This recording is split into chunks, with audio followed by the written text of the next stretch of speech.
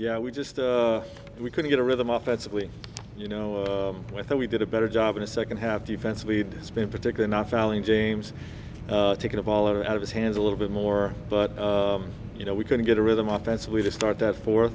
And, we'll look at the tape and see if we can be better in game two. Franco, I know you're going to have to look at the film, but what's your first impression of the different rotations and the minutes and whether you were big or small and how all that played out tonight?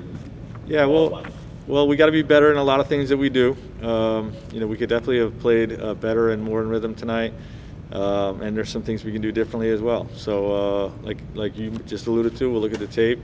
We'll see what approach we're going to have for game two, and we'll go from there. Hey, Frank, it's Dave. Playing off Mike's question, specifically to Rajon Rondo, what do you feel like he gave you in his first performance since March, and what is the challenge of working in a new player into your rotation at this stage of the playoffs? We said it right there. It is a challenge working in a new player into your rotation at this stage in the playoffs. But Rajon's one of the smartest players in the league, and obviously our guys' IQ raises when he's on the court. So he's definitely going to help us this series. But it's it's always a little bit different when you work somebody at this stage. Hey Frank, it's Bill. You guys talked yesterday about really needing to kind of assert your will in this matchup, and you obviously stuck with JaVale in the starting lineup. What would need to change in game two for you to feel like you guys were able to bend Houston more to your will? And then is the rebounding margin or lack of a margin in rebounding indicative of that issue tonight? Yeah, well, I'm not going to tip my hand about game two. Like I said, we'll go to the tape. We'll look at a lot of different ways we can go. But it starts with just being better with what we did. We were too careless throwing the ball all over the court with our turnovers and taking quick shots. Got to be more patient, and if we do that, we'll get our defense set and be in business. But it's not necessarily about being big or being small always. It's what you're doing on the court. Allie? Kyle, go, please. Frank, it seemed like in the half-court game, Houston was very effective in keeping you guys out of the paint, and a lot of their steals off of entry passes. What do you guys think you can do better, specifically in that area, and getting shots closer to the rim? Yeah, we got to play through our counters more. Like I said, we forced it in there a little too much. We've done this. We did that in game two when we played these guys, and we just got to be smarter about that type of look in terms of moving the ball to the second side, all those types of things. Anyone else here? Tanisha, do you have anybody else on Zoom? Yes, Anthony Slater.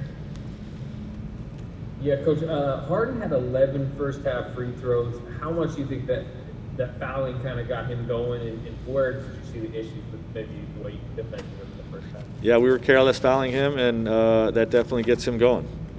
We know this about James, and that's if you're going to beat the Houston Rockets, you got to play him without fouling.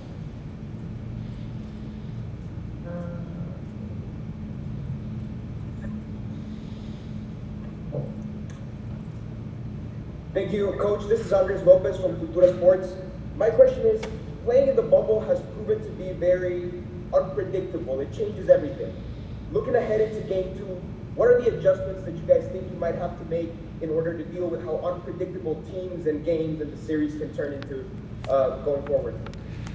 Well, obviously, we're not going to go into what adjustments we're going to make in game two. You guys will have to see that play out. But we're confident as a group. We respect the basketball team that we're playing, but we're confident that we can turn things around. Last question here, Harrison Fagan. Hey Frank, it looked like Kyle Kuzma struggled out there tonight after a pretty strong bubble so far. I was just wondering what you saw as the difference for him, if that's just a bad night or if you saw anything. Yeah, he had some good looks that he didn't knock down, and it's a different defense that we're playing with, or playing against. So your shots are going to come a little bit different than usual, and hopefully we get a little more comfortable with each game that we play in this series. Tanya Ganguly. You talked yesterday about how the playing team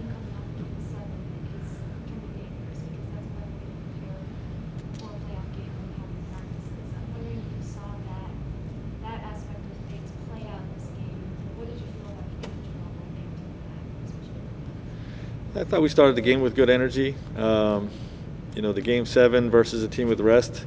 You know, I've always felt that the team that played game 7 has a slight advantage, but you know, we can't look at that as any type of excuse. You know, we're not an excuse team, and you know, we got to come out and compete to win a game. So this one's behind us. We lost it. Got to move on to game 2.